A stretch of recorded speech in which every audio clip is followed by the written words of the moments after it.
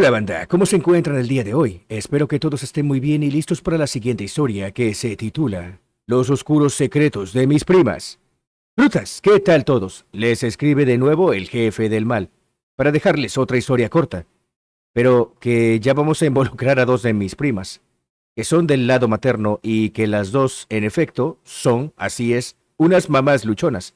Pero la historia es porque guarda matices muy oscuros que me han prometido jamás divulgarlas, y que si lo hacía, que me iban a dejar de hablar. Pero voy a hacerlos públicos de una manera muy discreta y que mostrará la versión de la historia que han vivido mi abuelo paterno y mis dos primas, que son sus nietas. Por lo tanto, paso directamente al relato, pero antes les advierto que más de uno de la audiencia se va a sentir indignado, con cringe y hasta ofendido por la manera como manejo a su Bendy, la primera historia, ya que más de alguno aquí de la audiencia, y tengo entendido que hasta tú, Frutas, eres hijo de una madre soltera, no, ni en pedo. Yo sí tengo mis dos papás. Pero sin más dilación, empezamos. Este vato. Historia número 1. Mi abuelo Chat. Antizurdos.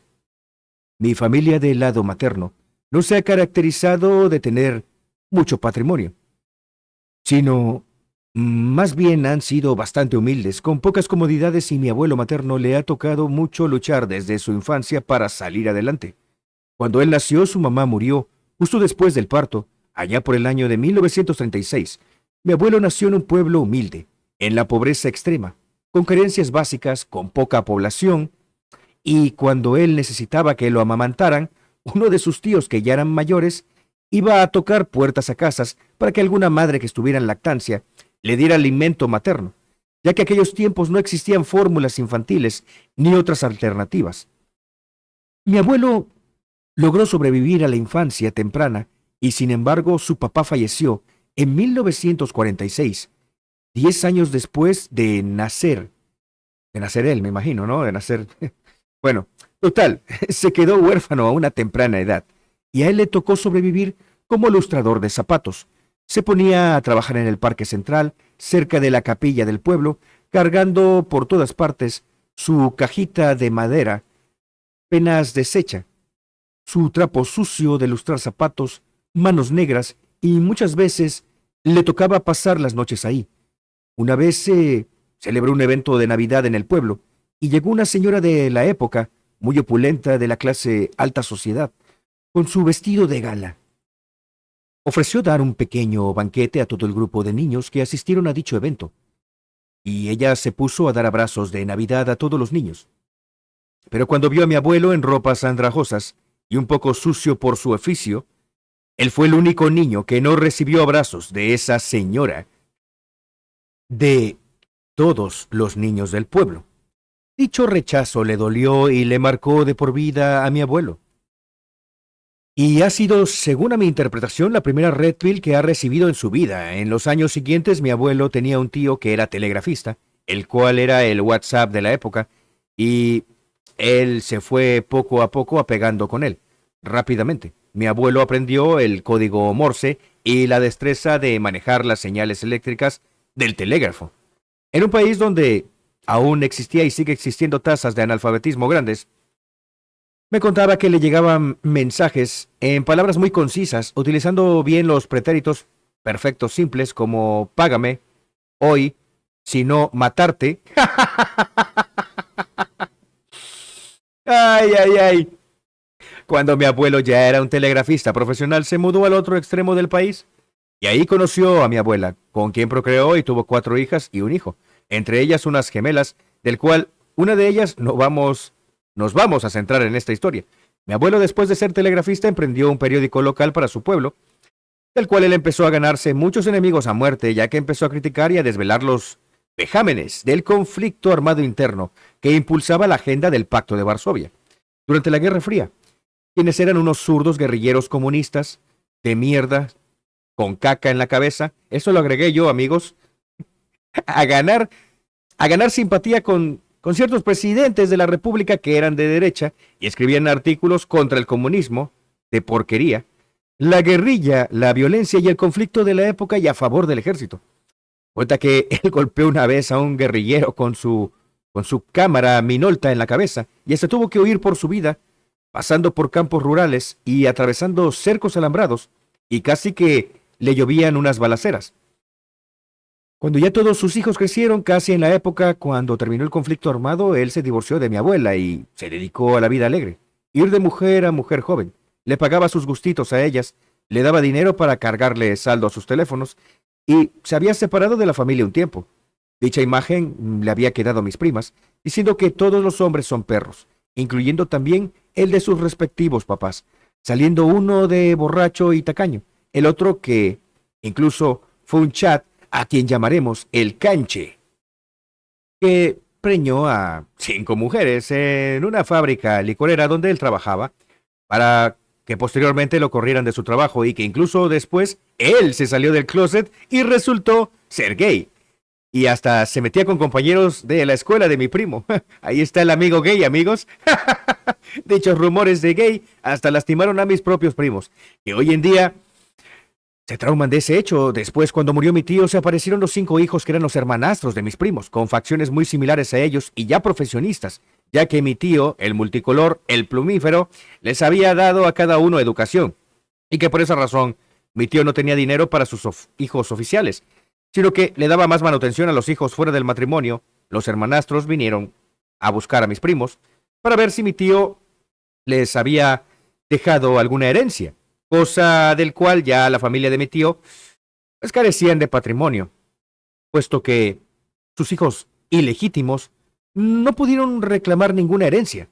En fin, regresando al relato de mi abuelo, él posteriormente, ya muy avanzada edad, se regresó al hogar con mi abuela, perdonó a todos sus hijos, le encantaba echarse las bebidas con nosotros y hasta yo le increpaba diciendo que él puras muertas de hambre se conseguía y que por esa razón no le quedaba mucho dinero, cosa que él se emputó conmigo. Cuando él se enfermó, mi abuela se hizo cargo enteramente de mi abuelo a su cuidado, hasta cuando falleció. Mi abuela le lloró durante su entierro, a pesar que a ella la abandonó por más de 20 años, y aún así le fue fiel a mi abuelo. Y así le dimos su despedida. Vaya que no se apareció ninguna sorpresa en el entierro de hijos regados. Paréntesis. En el entierro de mi abuelo paterno se habían sentado sus 4 mujeres. Todas fueron sus esposas, que se fue divorciando una tras otra, con quien procreó 10 hijos, entre ellos mi papá, una sentada y pegadas al lado de la otra sin pelearse. Pero no se aparecieron hijos desconocidos. Solo una mujer, mamá luchona, que decía que era su hija y que tenía derecho a una buena parte de la herencia, que quería unas fincas de ganado, pero a esa la sacaron del sepelio. Al día siguiente toda la familia, entre primos y hermanos, organizamos una carne asada, en honor a hacer feliz la casa por donde vivió mi abuelo, y empezamos a contar anécdotas de todo lo vivido por mi abuelo, parte de los cuales yo les estoy relatando. Que Dios te tenga en la gloria, abuelo. Amén. Historia número 2. Mi prima. La intentona de comerciante. Mi prima, quien es hija de una de mis tías, quien tuvo una gemela, como mencioné, que se iba a centrar en esta historia, nació y tuvo una crianza bastante humilde, en un pueblo que está a 3 horas en carro hacia la ciudad capital. Siendo su papá un alcohólico y además ausente en varias ocasiones, ha tenido una educación bastante modesta, hasta que ella se graduó de la secundaria y decidió irse a estudiar en la universidad pública en la carrera de medicina. Ahí conoció a un Brian que aparentaba tener dinero, y ella, siendo una chica del pueblo, bueno, ella se impresionó del carro que el Brian manejaba. Se enamoró y terminó siendo preñada, quien luego, bueno, se enteró que mi prima estaba esperando un hijo suyo y entonces el Brian le correspondió irse a vivir con ella. Pero mi prima luego se dio cuenta que del tipo de vida que le estaba dando. La mantenía con el refrigerador casi vacío, solamente lo mejor que podía encontrar en un día era un jamón y queso para hacerle un sándwich, o a veces nada. Para la Bendy muchas veces le faltaba para los pañales y los cuidados básicos. Debido a eso, mi prima se desesperó y decidió regresarse a su pueblo natal, a vivir con mi abuela materna, viviendo con las posibilidades limitadas y viendo que incluso la mamá de mi prima no tenía ni cómo mantenerse a ella misma. A mi prima ya luchona se le ocurrió esta brillante idea: vender a la Bendy, dándola como adopción a una familia extranjera. A la mierda. Ok. Hasta tuve que tomar un poco de agua, créeme, pausé la historia y tomé un poco de agua y dije, ¿qué? A ver, entonces ella para comenzar a hacer el trámite de adopción dice que supuestamente sin recibir nada para fines de lucro, puesto que eso es un gran delito en mi país, recibir algún pago por dar de adopción a un hijo. Entonces ella se acercó a la oficina municipal de la alcaldía de su pueblo y uno de los concejales del ayuntamiento, que en ese entonces era mi tío, el canche, el que se había preñado 5 luchonas en una licorería y luego se volvió plumífero posteriormente, recibió la papelería para el trámite de adopción y se dio cuenta que ahí figuraba tanto el nombre de mi prima como el de su hijo. Mi tío, que por poco no se daba cuenta de eso, ya que él normalmente firmaba rápido esos papeles, porque a él le llegaban cientos de solicitudes. Y esa solicitud de mi prima iba a pasar como un número más que él tanto firmaba. Pero no solo denegó esa solicitud, y encima indignado se lo fue a contar a mis otras tías. Ya te imaginas, frutas, qué gran escándalo que se armó. E incluso la mamá de mi prima, que encima le terminó dándole a ella tanto coraje contra su hija que a los pocos meses después se le desarrolló un cáncer en los intestinos y terminó matando a mi tía de manera fulminante. Todo por ese desmadre que hizo mi prima. Mi prima no estaba consciente que en mi país, Guatemala, a pesar que es prohibido hacer el tema del desvivimiento infantil, sí existe debido a un gran negocio multimillonario que es de las adopciones internacionales y que incluso hay un político muy sucio que fue candidato a presidente que se hizo una gran fortuna, porque él siendo diplomático tenía las conexiones en agencias de adopción internacionales para vender a niños en países del primer mundo. Pero a veces las intenciones de adopción no siempre eran para darles una vida digna. Ya te imaginarás frutas de qué pudiera ser. A la mierda. Entre esos para hacerlos una sustancia que no se puede nombrar, que sirve para que no te pongas viejo, para rejuvenecer a la gente con mucho dinero. De eso, mi tío el canche le habrá salvado la vida a quien es mi sobrino. 18 años después, el muchachito está estudiando para ser un técnico industrial. Ya vive con su novia de manera independiente y de vez en cuando me escribe saludando que cuando venía a visitar a la abuela en su pueblo. Yo siempre he sido cortante con él, pero siempre le contesto de manera amable en algún, no sé, que en algún día podrá hacerlo. Mis primos me advirtieron que jamás le contara ese secreto a mi sobrino, que si no me iban a dejar de hablar, que no fuera un imbécil, que lo fuera a contar. Total, yo no gano nada en contarle ni madres de ese suceso. Historia número 3. Mi prima, la ex reina del pueblo que terminó valiendo de 10-0. Mi segunda prima también nació y fue criada de manera humilde, pero a diferencia de mi otra prima, ella ha sido mucho más agraciada, siendo que ella, desde muy joven, con cara de muñeca, ¿ok? Con cara de muñeca de porcelana, cuerpo esbelto, de piel blanca, y bueno, ya sabemos, eso es clave, cabello rubio, que eso le ha hecho que percibiera más pretendientes que mi otra prima del relato pasado. Tanto así que a sus 16 años se postuló para reina del pueblo y ganó el certamen. Pero ese reinado con el cual obtuvo, lejos de encaminarla a buen paso, realmente la llevó a su perdición. Muchísimos pretendientes le han llegado, algunos terminando siendo resentidos, que hasta atentaron en contra de la vida de mi prima. En que ella iba en el transporte público y ella sentada en una ventana le dispararon unos caramelos de plomo, y uno de esos le penetró por uno de los brazos, pero ella sobrevivió a dicho atentado. De desvivirla, uno de sus contactos se enteró y decidió mandar a San Pedro a ese resentido que tanto le había rechazado. Otro de esos pretendientes me cuentan que una vez ella estaba saliendo con uno de ellos, tomando cervezas en una cantina, cuando en eso llega su papá, el canche, y con ese juguete que tira caramelos de plomo, le apuntó a su pretendiente, le amenazó que lo iba a mandar con San Pedro si seguía saliendo con ella, quien la sacó de la cantina y le increpó que debería saber escoger mejor a sus pretendientes. Aquí me río porque, ay, ay, ay, ese señor, tu tío, es un cabrón, ¿no? Y cómo esto se paga, tarde o temprano tienes hijas y se van a fijar en un careverga como tú. Es así, es ley de vida. Dice, bueno, continuamos, dice, que no quería volver a caer en esta situación. Pero mi prima, lejos de enderezarse, fue de mal en peor. Ella terminó filtrando a dos de sus pretendientes. Uno era un joven español bastante amable y es exitoso, puesto que tiene una de las ferreterías más grandes del pueblo. Y por el otro lado está un Kevin que tenía mucho dinero en aquel entonces. Su abuela era dueña de varios prostíbulos en el pueblo. Entre esos estaba uno que se llamaba El Gato Negro, el cual seguramente tú eres cliente asiduo, cabrón. El Kevin era un gran alcohólico, drogadicto y por ende un malandro bad boy, por el quien llamaremos de ahora en adelante como el Belcebú. Tanto era la indecisión de mi prima entre esos dos pretendientes, porque a mí a veces mi prima, bueno, andaba en buenos pasos con el español, pero a veces se cortaba con él y se iba con el Belcebú, con quien, a palabras de ella, vivió los momentos más hermosos que jamás había sentido. En un almuerzo familiar salió el tema que por qué tenía que irse con el más malandro de sus pretendientes, teniendo un buen pretendiente, un buen proveedor, quien era el español. Yo le decía que en serio se tenía que ir con el que más le podía cubrir la vida que ella merecía y quería. ¿Que por qué tenía que estar con un novio que solamente iba a cubrir de fiestas y borracheras? Que literalmente no aportaba nada.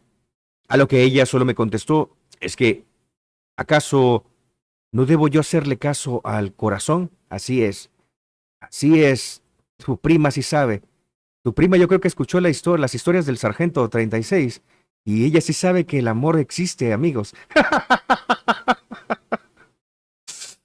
Solo tenía que ver porque que solo tenía que ver porque el otro que provee más, pero que no le daba emoción. Así es el amor traicionero. Pero yo le increpé que si por mí fuera hasta yo fuera su novio, pero como somos primos, no podríamos serlo. Y si me iba a salir a comentar algo, ¿no? Pero no lo voy a decir, ¿no? Yo conozco un tipo, pues, una persona bueno, más bien yo vi en un video de un caso de un tipo que vive en otro país, ¿no? Que el vato, o sea, se la da con su prima, ¿eh? Tranquilo de la vida. Y ahí anda. Pero bueno, sigamos. Tanto fue mi frase que hasta mi prima, tu mamá, quien era mi madrina, mi abuela y mi mamá, me pusieron a reír a carcajadas, ya que se los dije enfrente de todas. El punto de haberle dicho esa frase fue hacerle entender que si en caso ninguno de los dos le llenaba la talla, que se esperara que podía conseguir a alguien mucho mejor, incluso mejor que yo. Pero lamentablemente, a pesar de todos los consejos que todos sus familiares le pasamos, a ver, voy a pausarla aquí. Diego, ¿te la cogiste? Di la neta. Déjate de mamadas, si te la comiste, compadre. Si estaba buena a la prima se la rima. Déjate de mamadas, por favor. Pero bueno, dice, a pesar de todos los consejos que todos sus familiares le pasamos, de papá a tíos, ella decidió, contra toda advertencia, y sí, ella se escapó de la casa de mis tíos y se llevó todas sus cosas en la camioneta del Belcebú, con quien se fue a vivir en un domicilio desconocido. Mi tía, que conocía a la mamá del prostíbulo del Gato Negro, le increpó por su desaparición, a lo que la mamá le contestó así. Es que su hija es una cualquiera, que solo le abre las patas más fácil que la tabla de la multiplicación del uno. Y lo dijo así, una propietaria de un prostíbulo. Cuentan incluso que mi prima vivía en casas que una tía del Belcebú le daba hospedaje, mientras conseguían un lugar fijo. En esa escapada fue que ella terminó siendo embarazada por él. Además, se había filtrado un video de un pack de ella, muy viejo, que le había llegado a las manos de un primo y que luego me pasó ese pack a mí. Debo confesar, frutas, que cuando vi ese pack no me aguanté y hasta terminé jugando el Zelda con el joystick que tengo entre las piernas. Se miraba ella haciendo una pose. No voy a decir eso. Se miraba ella haciendo una posición bastante sensual, ¿no? Digámoslo así. Como que estaba haciendo squats, entiendo. Y bueno, pues mira, la verdad me terminé haciendo justicia por mi propia mano en muchas ocasiones. Eso fue en mi época en la que yo era un estudiante, frutas. Ay, ay, ay. Ay, ay, ay, ya viste, loco. Mira, vamos a pausar esto acá. Gente, ¿quién está conmigo que la culpa de todo la tiene el Diego? Aquí el jefe maestro. Bueno, no es jefe maestro, es el jefe malvado. Aquí el jefe malvado, la neta. O sea, la culpa de que su prima saliera fruta es este pendejo. Este vato tenía que haberla preñado primero. La neta. La única manera de salvar a una fruta es que tú la preñes primero. Esa es la realidad. Pinche Diego. No mames, pinche Diego. Ahí fallaste, ¿eh? Ahí fallaste. Se te fue viva la paloma. En fin, mi prima ya está. Mi prima ya por esa cagada que hizo no tuvo de otra que hacerse responsable viviendo con ese Belcebú en los siguientes años. Ella tuvo que soportar innumerables humillaciones de parte de la suegra, cosa del cual un día le sacó las casillas a mi prima, que incluso ella le pegó una gran manoterapia y arrastrada a su propia suegra en su casa, que la dejó para irse al hospital. Y el Belcebú, lejos de defender a su mamá, solo le dijo, mi amor, qué bueno que se desahogó, síguele pegando hasta que ella aprenda a respetarte. Pero además mi prima tuvo que soportar numerosas infidelidades, llegadas de borrachera en su casa, hasta que un día cuando mi sobrina, la vendía y había cumplido 7 años, mi prima le increpó de tantas borracheras y tanta drogadicción que él siempre traía a la casa, y el Belcebú, aún estando pedo, le pegó una manoterapia a mi prima, la puso contra la pared y bueno, intentó desvivirla, cortándole la respiración con las manos. Mi sobrina, al ver esa situación, le fue a morder en la oreja a su propio papá con tal de salvar la vida de su madre. En eso mi prima se despertó, dijo, ya no más, llamó a mi tía y familiares de ella para que llegaran a la casa del Belcebú, agarraron todas las cosas que pudieron y las metió dentro de la camioneta del Belcebú y con esa misma camioneta ella se fue manejando ya para irse a mudar con su mamá de vuelta a su casa. Pasaron los años y mi prima, siendo una mamá luchona, nadie se la tomaba en serio, más que ella siguió teniendo contacto con el español para seguir saliendo en ocasiones con él. Pero el español ya tenía otras bendis con otras mujeres, y él seguía saliendo con otras mujeres además de mi prima. La buena suerte fue que este español le ayudó con los estudios de primaria y secundaria a mi sobrina, la lechita ajena del español. Tanto era el cariño que tuvo con esta niña, que a sus 15 años le ayudó a organizar su fiesta de quinceañera. El español obviamente quería asistir a esa fiesta, pero cuando se dio cuenta que también venía Belcebú en la misa de los 15 años, ya decidió no ir. Esto es típico, ese es el clásico meme, ¿no? O sea, ese es el meme de que tú pagas todo, el beta paga todo, y la fruta barata invita al golpeador, ¿no? Al que la dejó, al que la preñó. Ay, ay, ay, estos pinches cabrones que andan manteniendo leche ajena no entienden, loco. Qué poca madre, ¿eh? De verdad.